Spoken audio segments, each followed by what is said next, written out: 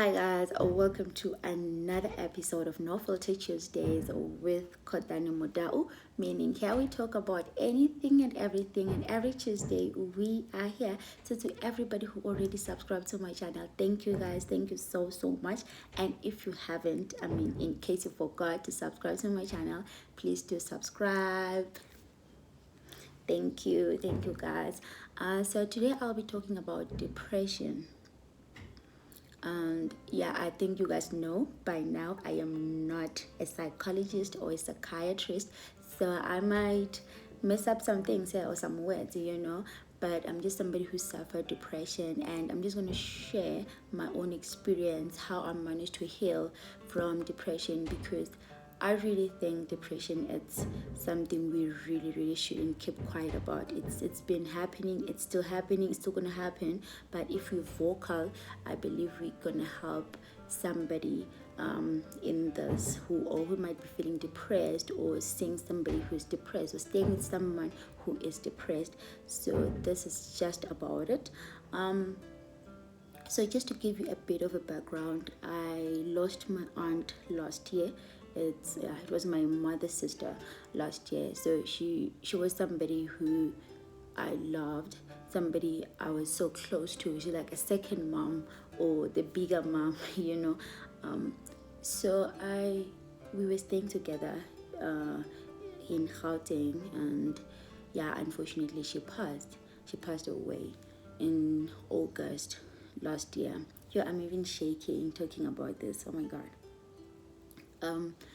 Yeah, she passed away August, and then immediately we went home. We went home in Limpopo, and for like the remaining month, 2020, I was home, like September, October, November, December, like for 4 months I was staying home, and I was okay.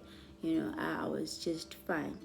And then early January this year, I came back to Gauteng, where we were staying with her, and that's when everything started to I felt like there was like a switch that was pressed. Of course, everything, I had like a lot of flashbacks. Everything was just coming back, like from thinking, well, okay, if I'm doing this, she would be responding like this, like eating like this, all these things. It was just all the memories coming, and I was like so scared.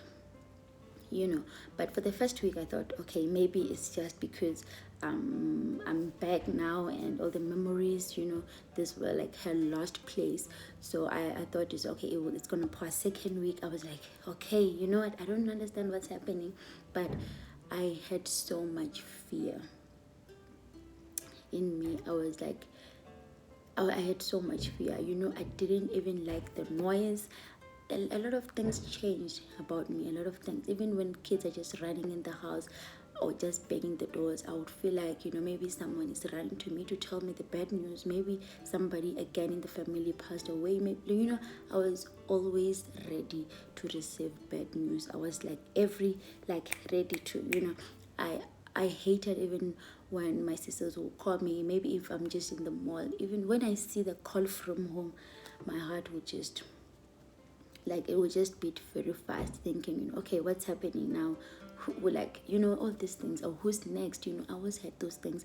I was so every time I was afraid, of the calls, and I was so sleepless. I couldn't even sleep, because if when I'm sleeping and somebody opens the door, or maybe somebody wakes up, I would just wait for them to come back, because I was not sure anymore. That's how severe it was for me, and it continued, but still I was so quiet about it. I didn't talk to anybody. I would wake up, do my chores, just a normal day, just pretend like I'm okay, while deep down I knew that I'm not fine, I'm not okay. And it continued for so long, and the thing is, it's not like I didn't want to talk, but for me it was thinking for other people how they're mourning, because I believe that people mourn in different ways, and I didn't even know how everyone else is taking this, because we never spoke about it after. It was just I was leaving, and then I was just thinking, well, okay, they always say if you want a wound to heal, you need to stop touching it. So I didn't want to be that girl who would be like bringing things up because of my own emotions and all that. So I kept quiet for so long, but I could feel that this is not me. I'm not myself. I'm not enjoying this life thing anymore, and uh, I couldn't talk to someone, not even a friend, not my mom, not my sisters, but most of the times I would just break down. Especially when I'm alone, I would just break down because it was too much for me to take, and for the fact that I wasn't talking to someone about it, it was just more. It was just more. So I was just hoping every day, like just hoping that maybe one day I'll wake up and feel myself again. Maybe one day I'll wake up and I will feel normal, or I won't have all these flashbacks. I won't feel heavy in heart. I was just hoping for that day, and it never came. It never came until this other time when we were just talking with my sisters, and I said, I'm not okay.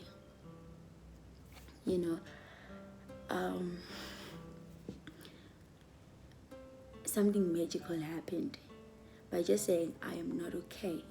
I felt like there was an offload, like from somewhere. I felt like there was, something was lifted off me, off my shoulders. I felt light a bit. I felt like, oh, I can breathe now.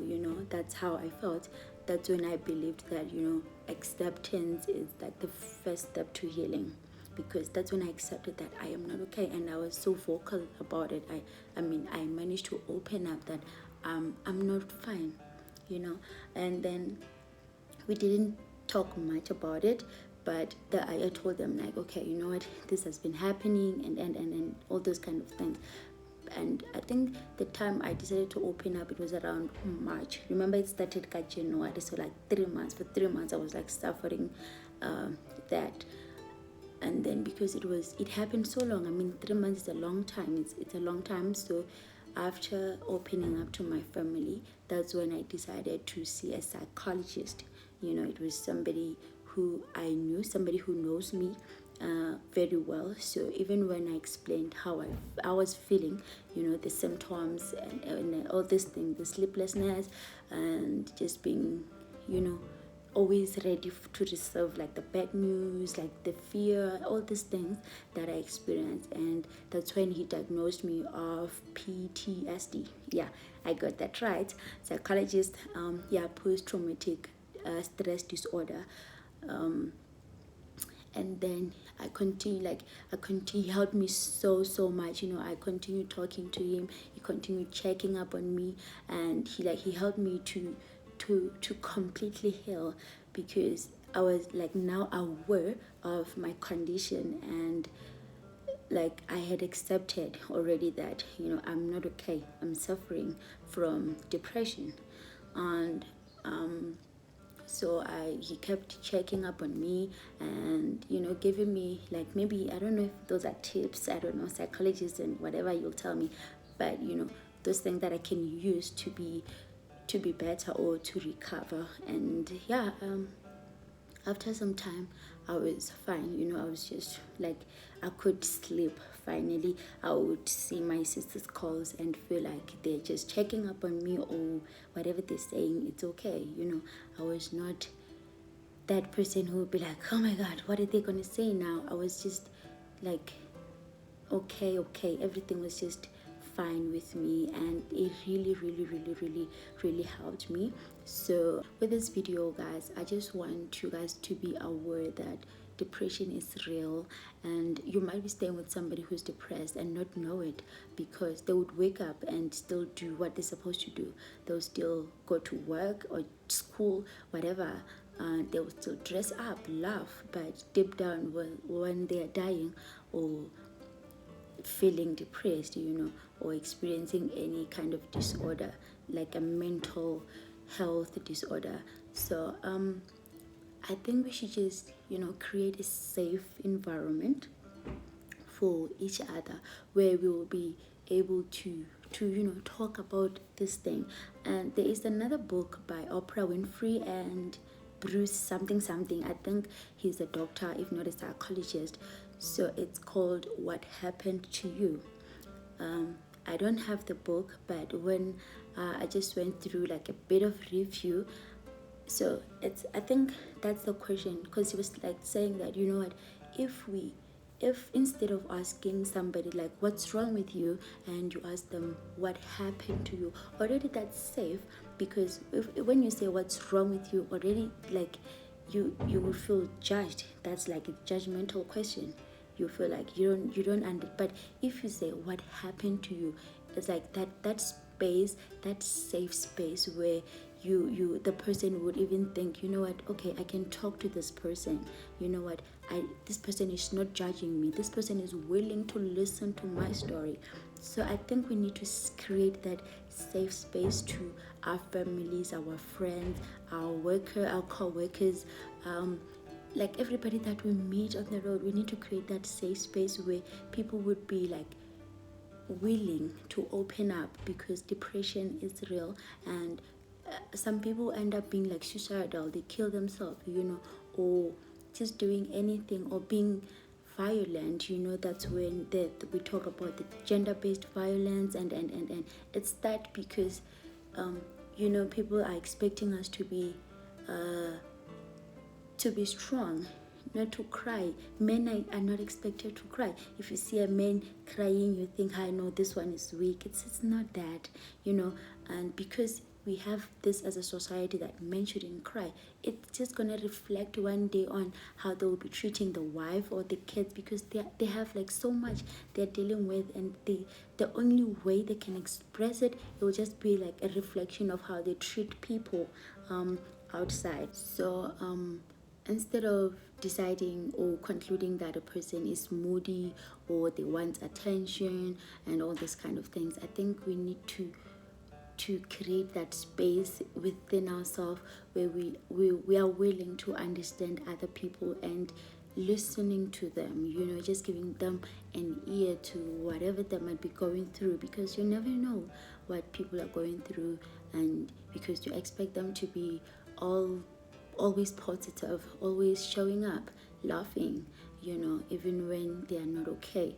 So if you're watching this video and you are depressed, honestly, I just suggest talk to someone.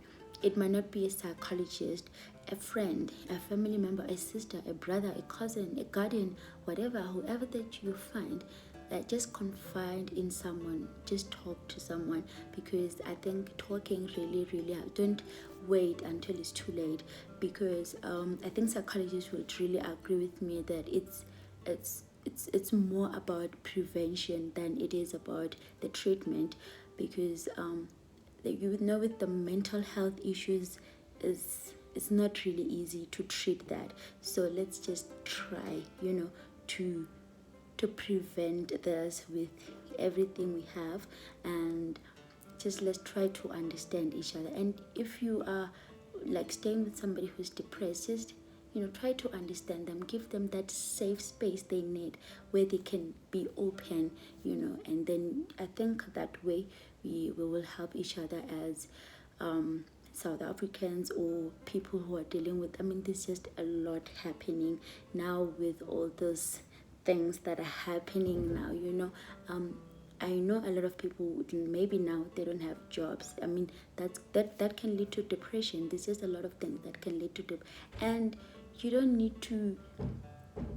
don't suppress your feelings, because there are those people who feel like, okay, Mina, maybe my leg is broken, then there's somebody in the hospital who's having a heart transplant. Maybe that person, should be like, we should focus more on like that person than just breaking a leg. My leg will be fine. Don't suppress your feeling. Allow yourself to feel the way you feel. Don't judge yourself because people are experiencing worse things than you are. No, it's okay. Like, just allow yourself to feel that way. Allow yourself to feel the way you're feeling. Don't even judge yourself. Don't feel like you're being dramatic or anything. Just don't even compare cases. whatever that somebody might be suffering, and it might be totally different, and you feel like, okay, there's just like a hierarchy of, problems. It shouldn't be that way. Allow yourself to heal, and talk to someone. I'm just here to like, to voice out there, like talking to someone, but talk to someone.